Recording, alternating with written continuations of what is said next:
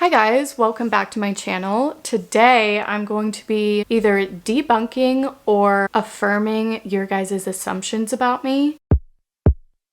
Yeah.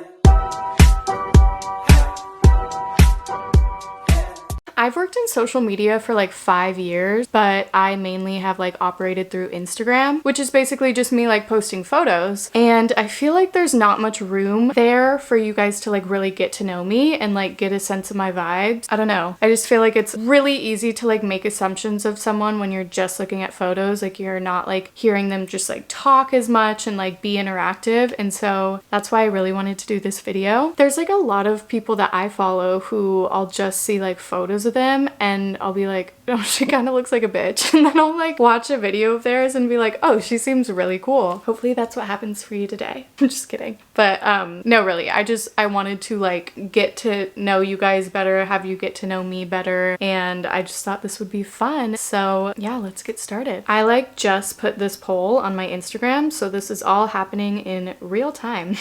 Okay, somebody said you are living in LA forever. No. Absolutely not. I have a love-hate relationship with LA. On most days, it tips towards hate more than love. I think it is an amazing city. You never run out of things to do here. Great food. The people are difficult here. I've met some incredible people here, like great people who I love so much, but there's also just a lot of like not great people here. And like the culture of LA is one that's been difficult for me. I feel like it's very much like everyone's out for themselves. You know, it is a big city, so I feel like it's easy to sort of like feel forgotten here by like a lot of people you maybe thought you were like close to. I don't know. It's just a weird culture. I definitely have thought about like doing a video where I kind of like delve into my experience with LA deeper, but you know, like all my immediate family's here, so that's really great. I love the sun, so there are things that I like about it, but this actually has been a topic for me lately of like, am I gonna stay in LA? Am I gonna leave? It's been a big question in my brain. The next assumption, you are planning to go to college. If you would have asked me this a year ago, I would have said absolutely no. I love learning, but I know that like joining a 4-year university, there's like a lot of like courses that they require you to take that like you just might not be interested in, but they're like required or whatever. And I hated that about school. Like I feel like when you're first starting off in school, that makes sense because, you know, you're figuring out what you like, what you don't like, what you excel in, what you don't. But like at college level, I'm like, I do not want to have to spend time and energy learning about anything that doesn't really interest me. I have thought about recently like taking college courses. I really want to get into writing, and so I might take like a writing course. I feel like any field that I would go into would be in the creative realm, and I feel like with a lot of creative jobs these days, like a diploma doesn't really hold much value. I don't know. Anytime someone asks me if I am in college or I'm going, I say I'm in the school of life. I love traveling. I love having like life experiences be my lessons and my guide. So never say never, but no. Okay, another assumption is you secretly want to move to England. I don't know that I would compose it to England exactly, but like I want to move to Europe someday at some point in my life so badly. My dream is to own an Italian villa, whether it be on my own or like with friends or something, and have that be like a summer house sort of spot. I want to have my Diane Lane like under the Tuscan sun moment. Somebody else said sometimes you wish your family wasn't in the public eye. I would say I definitely wonder about that sometimes. There's this song that I love. It's called Older by Knightley. And one of the lyrics in it is like, I wonder what would have happened if I would have stayed in school and never left my hometown. I did my last 2 years of school online, junior and senior year. And sometimes like I feel like I missed out on like the high school experience and all of that. And like, I don't know, I wonder if I would have like been in a relationship or like if I would have valued those experiences or I don't know, whatever. You know, being in the public eye has like its pros, it has its cons for sure. I definitely wonder like what if sometimes. but where there's a million what ifs, there's like so many things that I have experienced and so many people I've met, so many places I've been, that I simply would not have had any of that if we weren't in the public eye. So I'm grateful for those experiences and for those people who I've met. So I think if we wouldn't be, I kind of would have always like wondered what if. And so here I am in it wondering what if sometimes. So I think the grass isn't greener anywhere, but yes, I think there's definitely some times where I wish we were not in the public eye. To go along with that, somebody just said, you hate when people compare you to your brothers. Yes, I do. I've gotten a lot better with this. With Daniel specifically, when he was on American Idol, I was in 7th grade. So I think I was like 13 or 14. When you're sort of just coming into your own and like figuring out who you are, and you're constantly being compared to somebody else, that's a very difficult thing because you're already in this phase of sort of like struggling with your identity and like learning who you are and like learning more about yourself. And when I was like constantly referred to as like Daniel Seavey's sister, that was very tough for me when I was younger. I've definitely learned to just sort of embrace it in the sense that I'm like very proud of my brother and I'm so proud of everything he's done. So at the point where I am now, where I'm like 20 and I feel like I know myself better, you know, not fully, but better, I feel like I can have someone refer to me as Daniel Seavey's sister and be like, yeah, oh my gosh. But when I was younger, it was definitely hard. Like I remember there was a lot of people at my like middle school and high school who would like as a joke always be like, that's Daniel Seavey's sister, and thought it was like the funniest thing in the world. I would get really PO'd about it and I'd be like, I'm not just Daniel Seavey's sister. My name is Anna Seavey. Call me by my name. But now I'm just a proud sister. There's still an element of like people who will try and like get to my brothers now, because like my whole family is really in the public eye, but like who will try and like get to my family through me and like use me as like the vessel. And that was something that also happened a lot in middle school and high school. Like people like sucking up to me to try and like get to Daniel, or like girls who would want to like be with Daniel and would like become best friends with me to do so. Just there was a lot of that. That was hurtful and that was a learning experience, and I feel like taught me what to look for in like genuine friendships, and you know, everything is a lesson learned. But yeah, it definitely has its tough moments, I will not lie. Another assumption is you are dating. So I'm not like in a relationship, but I am trying to like put myself out there more. In LA especially, I don't know if this is just how it's going in our world in general lately, but like dating apps is kind of the only way to go. Especially for me, like I work from home, I'm not in school, and so like kind of my sole way of meeting people is through dating apps, or like occasionally meeting someone through like a mutual friend or something. I used to be like so terrified of going on dates with guys from dating apps. I was just like, absolutely not. I would maybe like Snapchat them at most, but like you hear so many like horror stories about like woman being put in danger, and so it like scared me for the longest time. And it's just like nerve-wracking. I think it's like weird to just like meet up with a person you literally have never met. Like I feel like when it's through like a mutual friend or something, you at least have that person to like vouch for them and be like, oh, they're chill. When it's like a dating app, you just have no reassurance that you're not gonna like get there and it's gonna be like the most awkward thing in the world. So I just like wouldn't do it for the longest time. But recently I have been going on some dating app dates. They have not been that great, but I'm trying. And then somebody else said, standards are higher than the sky because of fictional men written by women. You nailed it. You really nailed it. And I honestly don't appreciate being called out like that, but it is the truth. But I hate the term like standards are too high. I've always hated that because I feel like it's just like my standards are my standards. Like this is what I want. Why would I settle for anything less than what I want? I don't know. I feel like the bar is on the floor at this point. I've been seeing like lots of things lately that talk about how like, and this is not to say like everyone who's in a relationship has like a bad relationship, but I think there are a lot of people who would like rather be with someone who they don't feel like is a very fulfilling relationship than be alone. And you know, I definitely have times where I'm like, I'm gonna be single forever and like I wish I had a boyfriend, but for the most part I'm like, I just have not found what I'm looking for, so like why would I be dating anybody? Yeah, it's definitely hard. Dating in LA is really hard too, but I didn't date much when I was in high school or anything either, because I guess I did have too high standards, but you want to connect with somebody and I just don't very often, I guess. Another assumption is that you're rich. No.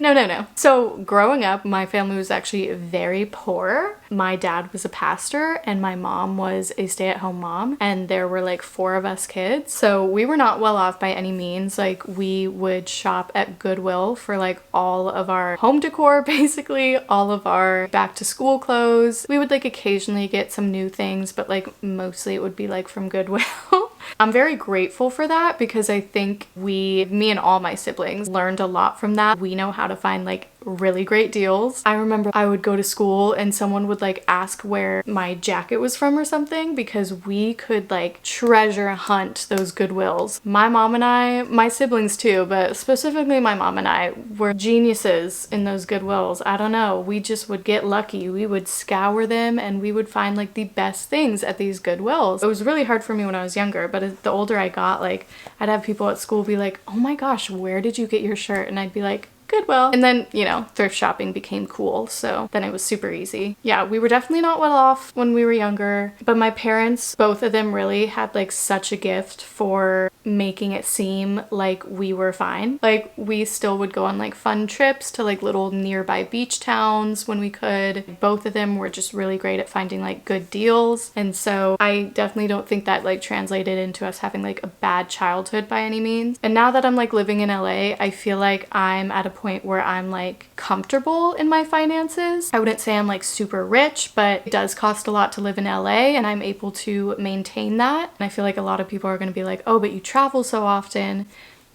I picked up those skills when I was younger, so I'm really great at finding like deals when it comes to traveling. And also, I sort of like risk it with my money when it comes to traveling, just because I think there's nothing that has more value than seeing new places and like having new experiences, forming new memories. And so a lot of the times in the past with traveling trip, I'll be like, do I want to spend that much money? Can I spend that much money? I'll usually just be like, I'm just gonna do it.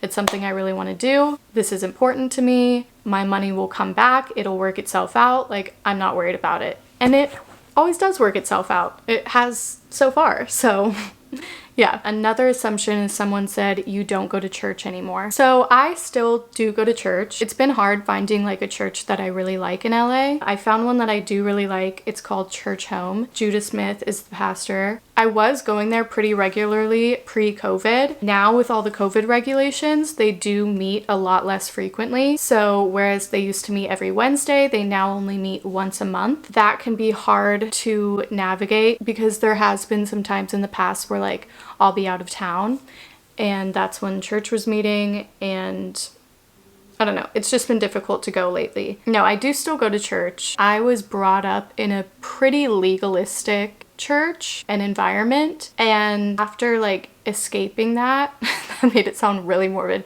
after escaping that, but like after having some distance from that, I do have some different opinions and don't think I would ever like willingly attend a church like that again. So I definitely have like evolved in my faith in that way, but I do still believe in God. I still do believe in a loving, righteous God. So I still do go to church when I can. Okay, next assumption is you're overly nice to everyone you meet. Growing up, I would have said yes, this is true. In middle school and high school, I was like friends with everybody. I would like often get the compliment, you're one of the nicest people I know. And like I loved receiving that compliment, and I don't get it as often anymore. I don't know, I like to see the best in people. I like giving people the benefit of the doubt, but I think I've definitely been burned a few times since then as I've like grown up, and it's made me less overtly nice to everybody that I meet. I feel like I still, like when I'm first being introduced to someone, like blank slate, of course I'm gonna be nice, but I feel like in the past when someone would do something that I would deem as like disrespectful or like not nice, I would kind of just brush it off and continue being nice to them. Now I'm kind of different in the sense that like if I witness something that I just do not think is okay or like I'm not cool with, not in every case, but like I feel like I am better at like saying something and just being like, that wasn't cool, or like kind of just like taking a step back and like distancing myself. Whereas before I feel like I kind of was just like, no, I'm gonna be friends friends with everybody. Like, I want to be nice to everybody. I feel like I definitely have some more like protective walls up now, which I mean, I think is like a good thing, because I'm not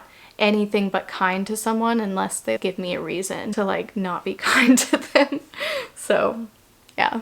And Emily said, you are an amazing person to just relax with and have such a fun time. I hope so. I mean, I'm not gonna sit here and be like, yes, I am. But what I will say is I'm definitely not the type of person who needs to like constantly be doing something and like constantly needs to be entertained. That's kind of how like me and my mom's whole side of the family are. We are chillers through and through. We could like just sit on the couch and talk for hours, and like that's our idea of fun. I love to be spontaneous and adventurous like here and there, but I can just sit in bed and like watch movies with my friends or like have good conversation with them. That's something that's really important to me, is just being able to have like good banter and good conversation with the people in my life. So I'm not someone who needs to like constantly have an agenda for the day. I am a very chill, go with the flow person, so hopefully I'm like fun to chill with. And somebody else said, you're very, very smart school-wise. I had my pros and cons. I was really bad at math. Was never gifted in math, like would always be crying over math assignments. That's another reason why I've like gone back and forth about college, is because I just would hate to have to like take math and like science courses again. When it came to like history and English, I feel like I did excel in those subjects. It's just something I'm super passionate about. I love reading, I love writing, and in that sense I probably would say I'm smart. I'm trying to get better about like not having negative self-talk and being able to like, you know, clap myself on the back for like things that I'm proud of myself for. And I would say I'm smart in that regard. I've been told I have a very good vocabulary, that I'm very good at like articulating my words. And so in certain subjects, I would say yes. The next assumption is from Candace, and she said, you want a boyfriend, but LA boys just ain't it. You're right. I mean, I do want a boyfriend. I feel like it's not something I need, and like I do value my alone time, and I am sort of, you know, I have my days where I'm like, this sucks, like I would like to like fall in love, but like I also just know that I am not gonna like settle for anything other than what I want. And LA has an odd culture, and that's not to say that there are not like great men in LA, but I just have not found anyone that I've like especially clicked with. I think lots of the guys here have odd priorities or like just want to hook up, and I'm just like not a hookup person. I need the emotional connection. I'm a Pisces. I'm an Enneagram 4. Like I could not do that. So, and that's what a lot of people here want, and that's just not my style. So I think that's definitely something that is a bit more subject to LA. It's definitely something that women around the world just deal with in general, but I think in LA especially, it's such a like fast-paced big city, and like there's that like LA culture that just makes it, I think, like even more difficult to date here if you do want something serious. So that sucks. Next assumption is people assume you're dumb because you're a blonde. I definitely feel like people don't give me enough credit, because I think I do in some ways like fit that narrative of like sorority girl almost, like blonde white chick, but I feel like I'm a very deep person. I'm very literate, I'm very intelligent, and I do think some people at first glance, they're like, oh, she's an influencer, she lives in LA, she's a blonde white girl, like she has no substance and is a dumb blonde. So yeah, I would say in some ways I think other people do assume that. Okay, next assumption is you're not a virgin. No, I'm not. I feel like it's hard to like expand on that without being really personal and weird, and I'd probably get awkward, so I'm just gonna leave it at that. But no, I'm not. And then Layla said, I feel like you're a really funny but also serious person. I would say this is very true. I think I do like to find like deep meaning in things, and I do like to like get deep and emotional and like raw with people, but I can be a funny person. I feel like my humor only comes out to people I'm really close with. Like it comes out a lot around my family, it comes out a lot around like really close friends. Like I feel like I have very few friends honestly that have like seen my humor, because it's just something that only naturally comes out around people I'm super comfortable with and like trust, which I have trust issues. Like Daniel has told me for years that he wants me to do stand-up comedy, which Like, so many people are probably like, what are you talking about? Like, you're not funny. But my humor rarely comes out. I have to be like really comfortable around people. Okay, next assumption is you read a lot. Yes, I do. I love reading. It's one of my favorite hobbies in the world. I've gotten super into it in the last couple years. I've always been very into reading, but now that I'm like out of school and there's no like school assigned books and stuff, I've really found even more passion for it just in being able to choose my books and like have that sort of be my outlet of like learning and education. And I've found like the writing styles I like, authors that I really like, genres I like. So I've gotten super into it in the past couple years for sure, more than I ever have been. Next assumption is that you're a rude person. I feel like I can be rude if you give me a reason to be rude, which used to not be the case. I feel like I used to really be a pushover growing up, and I've just like acquired more of a backbone. I think it first started with like defending my friends. For a while I had like a lot of difficulty defending myself in certain situations, which I've gotten a lot better at in the past couple years. But if you mess with my friends, like, it's over. It's over. I wouldn't say I'm a rude person until you give me a reason to be a rude person. I'd say most people are like that, so. Next assumption is from Nikki, and she said, you're bisexual. No, I'm not. I think women are incredible, amazing, so talented. I'm just not attracted to them in that way. I've definitely questioned it before, just because I've been so discouraged by men, but I am not. The next assumption, this is from Kate, and she said, your skin is perfect. Absolutely not true. I actually almost did not film this video because I have a pimple in the middle of my forehead right now that's been driving me crazy. And I've actually struggled with acne for a couple, not even a couple, like years, many years. I just am a boss at covering it up. I have like acquired a skill at being like really good at covering my acne, but like I will get really deep like cystic acne and I pick at it until it's like a scab on my face. There have been times where I like don't even want to leave the house because I feel like it's so bad. So I definitely don't have perfect skin. It's definitely calmed down a bit in the past couple years, but it's still something that I am very insecure about, so no, I do not have perfect skin by any means. Next assumption is from Sarah, and she said, you just moved back in with your mom. P.S. I love you. I love you too, Sarah. But yes, that is true. I moved out last year, so I think I was 19. I lived in Hollywood with some friends for about a year or so, and I had a bit of a toxic roommate situation. I'm not gonna delve too much into it because I want to be civil with everything and not like air everything online, but I just didn't feel like a safe, comfortable environment for me, and so I am back living with my mom as I kind of like figure out what I'm gonna do next. As you've kind of seen in this video, I've been debating a bit if I want to stay in LA. One thing I want to say is I really beat myself up about that for the longest time because I felt like I was taking such a step back in life. Like I was like, oh, I was out on my own, I had like furnished my apartment, I was being independent, and now I'm back like living with mommy. It just made me feel like I had failed, and that was really tough for a while. I had a friend who went through a very similar situation to me, and she ended up moving back in with her mom as well. And one thing she said to me was, sometimes you have to take 5 steps back to take 10 steps forward.